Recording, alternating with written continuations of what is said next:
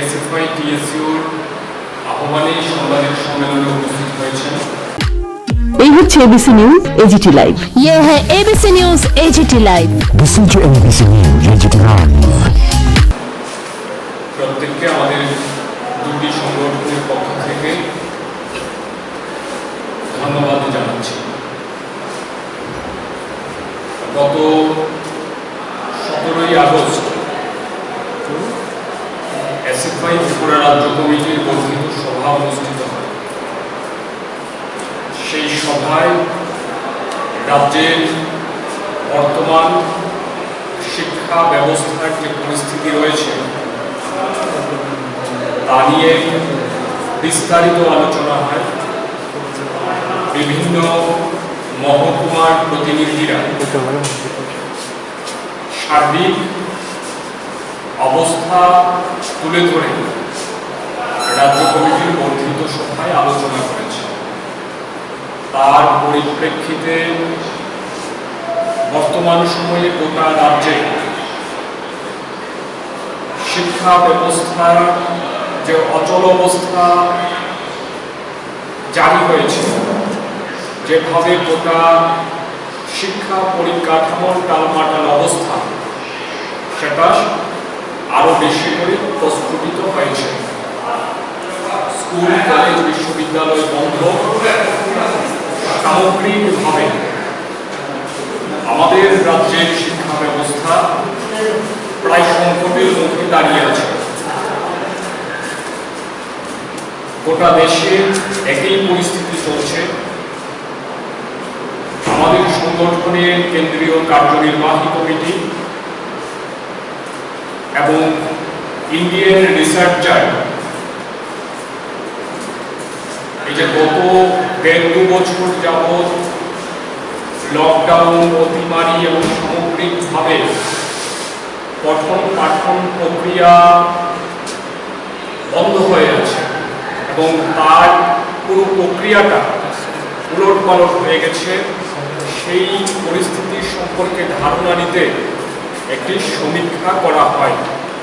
সেই সমীক্ষার মধ্যে ভয়ঙ্কর কিছু চিত্র ফুটে উঠেছে। দেশব্যাপী এই সমীক্ষা চালানো হয়।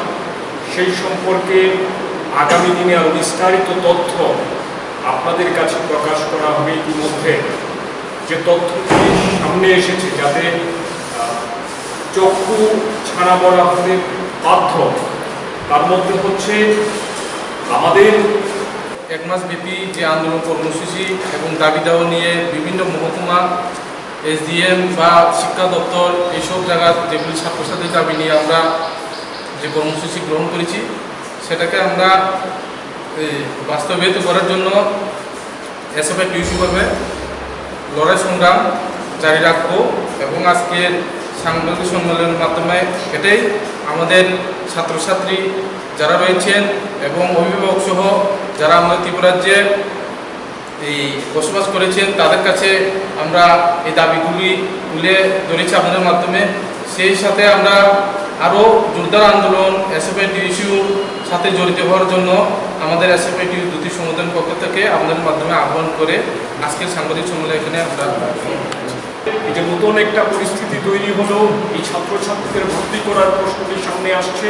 সেই ক্ষেত্রে সরকারের তরফে এখনো কোনো স্পষ্টীকরণ দেওয়া হয়নি কিভাবে ভর্তি প্রক্রিয়া সমস্তটা সম্পূর্ণ হবে, কবে নাগাদ এই নতুন যারা ইদানিং পাশ করলেন তাদের ভর্তি প্রক্রিয়া সম্পন্ন হবে। এই সমস্ত বিষয়ে আমরা রাজ্য সরকারের তরফে দ্রুত কার্যকরী পদক্ষেপ দাবি করছি।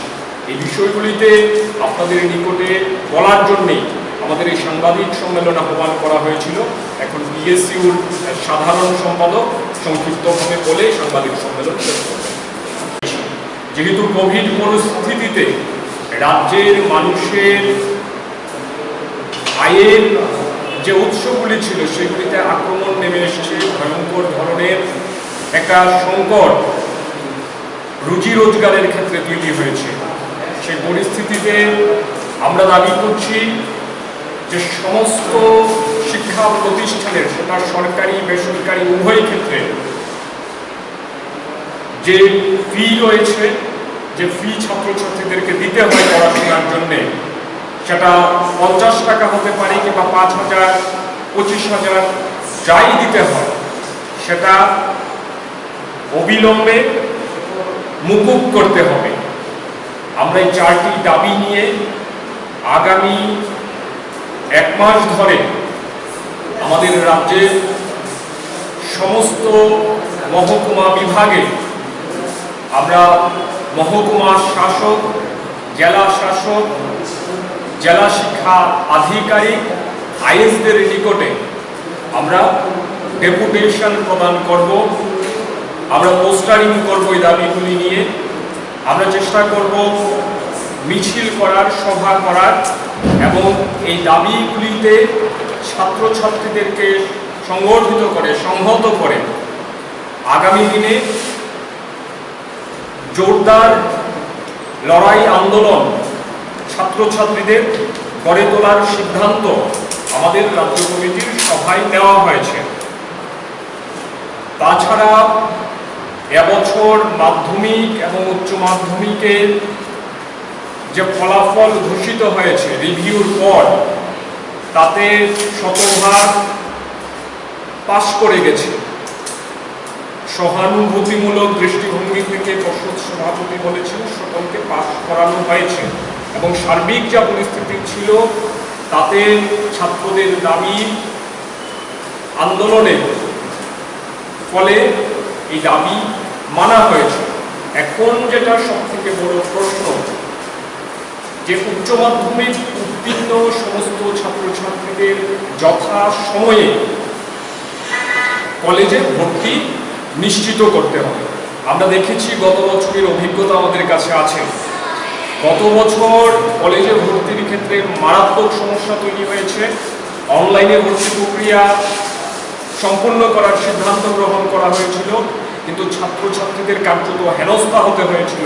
সারা রাজ্য জুড়ে ছাত্রছাত্রীদের আন্দোলন সংগঠিত করতে হয়েছে এবং সেমিস্টার পরীক্ষার মুখেও ছাত্রছাত্রীদের ভর্তির গ্যারান্টি সেই সময় সরকার তৈরি করতে পারছিল না। এইরকম একটা ভয়ঙ্কর পরিস্থিতি এবং এবছরও ইতিমধ্যে অনলাইনেই ভর্তির প্রক্রিয়া শুরু হয়েছে। যা এখন পর্যন্ত আমাদের কাছে খবর, অনলাইনে ভর্তি প্রক্রিয়া নিয়ে রীতিমতো ছাত্রছাত্রীদের হিমশিম খেতে হচ্ছে। সার্ভার ডাউন হয়ে যাচ্ছে, ইন্টারনেট পরিষেবা সেভাবে মিলছে না। সার্বিক একটা সমস্যা এক্ষেত্রে তৈরি হয়েছে। তার সঙ্গে সঙ্গে এই যে একটা বড় অংশের ছাত্রছাত্রী এবছর কলেজে যাবেন, তাদের ভর্তি কিভাবে নিশ্চিত করা হবে সেই বিষয়ে সরকার এখনো স্পষ্ট করে কিছু বলেনি।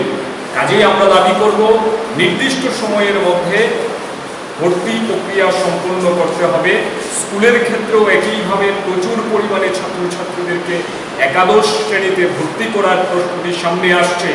সেই ক্ষেত্রে সরকারকে এই পরিস্থিতি অনুযায়ী দ্রুত সিদ্ধান্ত গ্রহণ করা, ছাত্রছাত্রীদের যাতে কোনোভাবেই ভর্তি হতে গিয়ে হেনস্থার শিকার হতে না হয়, তার জন্য সরকারকে কার্যকরী পদক্ষেপ গ্রহণ করতে হবে।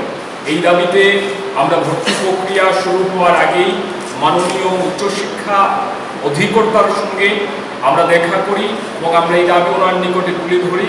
উনি আমাদেরকে আশ্বস্ত করেছিলেন যে এবছর অনলাইনে ভর্তি প্রক্রিয়া সম্পন্ন করতে গিয়ে কোনো সমস্যা হবে না। গত বছর যা ত্রুটি ছিল, গোলযোগ ছিল, সেগুলি ওনারা সমাধান করার চেষ্টা করেছেন এবং সার্বিকভাবে এই বিষয়টার উপর নজর রেখে কাজটা পরিচালনা করা হবে।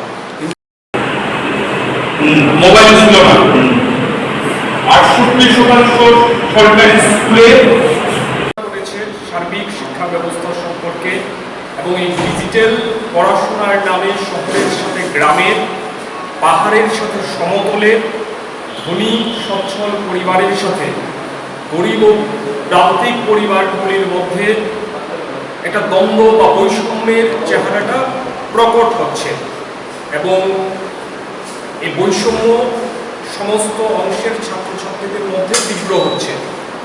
এই পরিস্থিতিতে এই স্পর্শকাতর বিষয় নিয়ে নীরব থাকা মানে এটা অন্যায় করা হবে। কাজেই আমাদের সংগঠন নির্দিষ্টভাবে 4টি দাবি ঠিক করেছে। এবং এই দাবির ভিত্তিতে আগামীকাল থেকে প্রায় 1 মাস ব্যাপী সারা রাজ্যে প্রচার আন্দোলন কর্মসূচি সংগঠিত করবার সিদ্ধান্ত গ্রহণ করেছে। আমরা প্রথমেই যে দাবিটি করতে চাই, আমাদের রাজ্যের সমস্ত ছাত্রছাত্রী, শিক্ষক শিক্ষিকা, শিক্ষাকর্মীদের গণ টিকাকরণ নিশ্চিত করতে হবে। এই দাবিতে আমরা দীর্ঘ সময় ধরে লড়ছি। ইউনিভার্সাল ভ্যাকসিনেশনের দাবি আমরা প্রথম থেকে করে আসছি, কিন্তু আজকের যা পরিস্থিতি, শিক্ষা ব্যবস্থার উপর যে জরুরি অবস্থা জারি হয়েছে, তাতে করে সরকারকে প্রথমত দায়িত্ব নিতে হবে সমস্ত ছাত্রছাত্রী, শিক্ষক শিক্ষিকা এবং শিক্ষাকর্মীদের শতভাগ টিকাকরণ নিশ্চিত করা। দ্বিতীয়ত, ডিজিটাল বিভাজন এটা বন্ধ করতে হবে। ছাত্রছাত্রীদের মধ্যে ডিজিটাল বিভাজন তৈরি করে বৈষম্য তৈরি করা, এটা কোনোভাবেই মেনে নেওয়া যায় না। এটা বন্ধ করার দাবি আমাদের দুটি সংগঠনের পক্ষ থেকে করছি। এটা বন্ধ করতে গেলে পর এই প্রক্রিয়া চালাতে গেলে স্মার্টফোন, ইন্টারনেট, ডেটা এগুলি সরকারের তরফ থেকে সরবরাহ করতে হবে। একটা বড় অংশের ছেলে মেয়ে তাদের ইচ্ছে থাকলে পরেও যেহেতু তাদের কাছে পরিকাঠামো নেই, তারা এই সুযোগ গ্রহণ করতে পারছে না। সরকারের এই সিদ্ধান্তের দরুন একটা বৈষম্য তীব্র আকার ধারণ করেছে। কাজেই আমরা ডিজিটাল বিভাজন বন্ধ করবার জন্যে সরকারকে যথাযথ পদক্ষেপ গ্রহণের জন্যে আমরা দাবি করছি। আমাদের সংগঠন বিস্তারিতভাবে আলোচনা করে সার্বিক শিক্ষা ব্যবস্থা সম্পর্কে এই রাজ্যে আমরা দাবি জানাতে চাই যে প্রথমত কোভিড টিকাকরণ শতভাগ নিশ্চিত করো। দ্বিতীয়ত, কোভিড বিধি মেনে ক্যাম্পাস চালু করার জন্য উদ্যোগ সরকারকে নিতে হবে। যেভাবে শিক্ষাঙ্গন স্তব্ধ হয়ে গেছে, মগজের উপর ছাত্রছাত্রীদের কার্যত কারফিউ জারি হয়েছে, অনলাইনে পড়াশোনা বৈষম্য ডেকে আনছে, সেই জায়গাতে দাঁড়িয়ে পরিস্থিতি পরিবর্তনের সঙ্গে সঙ্গে সার্বিক অবস্থার পর্যালোচনা করে দ্রুত ক্যাম্পাস চালু করার ব্যাপারে সরকারকে সিদ্ধান্ত গ্রহণ করতে হবে। কারণ এভাবে চলতে থাকলে আমাদের রাজ্যের, আমাদের দেশের একটা বড় অংশের ছাত্রছাত্রী আগামী দিনে হয়তো বা শিক্ষাঙ্গন থেকেই দূরে চলে যাবে।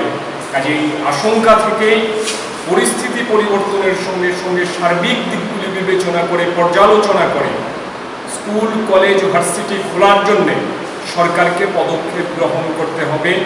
এই ক্ষেত্রে আমরা আমাদের রাজ্যের সরকারের কাছে বিশেষভাবে দাবি জানাতে চাই, বর্তমান এই পরিস্থিতিকে পর্যালোচনা করার জন্যে রাজ্যের ছাত্র ছাত্রী, শিক্ষক শিক্ষিকা, অভিভাবক অভিভাবিকা এবং বিভিন্ন ছাত্র শিক্ষক সংগঠন, শিক্ষাকর্মীদের সংগঠন, স্বাস্থ্যকর্মী, স্বাস্থ্য বিশেষজ্ঞ, শিক্ষাবিদ এবং এই সংশ্লিষ্ট কাজের সঙ্গে যুক্ত বিশেষজ্ঞদের নিয়ে দ্রুত রাজ্য স্তরে সভা করা হোক, রাজ্যের পরিস্থিতির পর্যালোচনা করা হোক এবং পর্যালোচনার মধ্য দিয়ে আগামী দিনে ইতিবাচক সিদ্ধান্ত এই ক্ষেত্রে গ্রহণ করা হোক এবং অবশ্যই সেক্ষেত্রে ভ্যাকসিনেশন নিশ্চিত করতে হবে।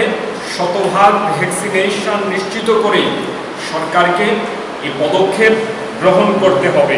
এই দাবি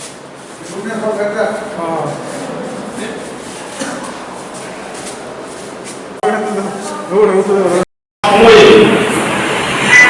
কলেজে ভর্তি নিশ্চিত করতে হবে। আমরা দেখেছি গত বছরের অভিজ্ঞতা আমাদের কাছে, কিন্তু ছাত্রছাত্রীদের কার্যত হেনস্থা হতে হয়েছিল, সারা রাজ্য জুড়ে ছাত্রছাত্রীদের আন্দোলন সংগঠিত করতে হয়েছে এবং এবছরও ইতিমধ্যে অনলাইনেই ভর্তির প্রক্রিয়া শুরু হয়েছে, যা এখন পর্যন্ত সমস্যা এক্ষেত্রে তৈরি হয়েছে। তার সঙ্গে সঙ্গে এই যে একটা বড় অংশের ছাত্রছাত্রী এবছর কলেজে যাবেন, প্রচুর পরিমাণে ছাত্রছাত্রীদেরকে একাদশ শ্রেণীতে ভর্তি করার প্রস্তুতি সামনে আসছে। সেই ক্ষেত্রে ভর্তি হতে গিয়ে হেনস্থার শিকার হতে না হয় তার জন্য সরকারকে কার্যকরী পদক্ষেপ ছিলেন যে বছর অনলাইনে ভর্তি প্রক্রিয়া সম্পূর্ণ করতে গিয়ে কোনো সমস্যা হবে না। গত বছর যা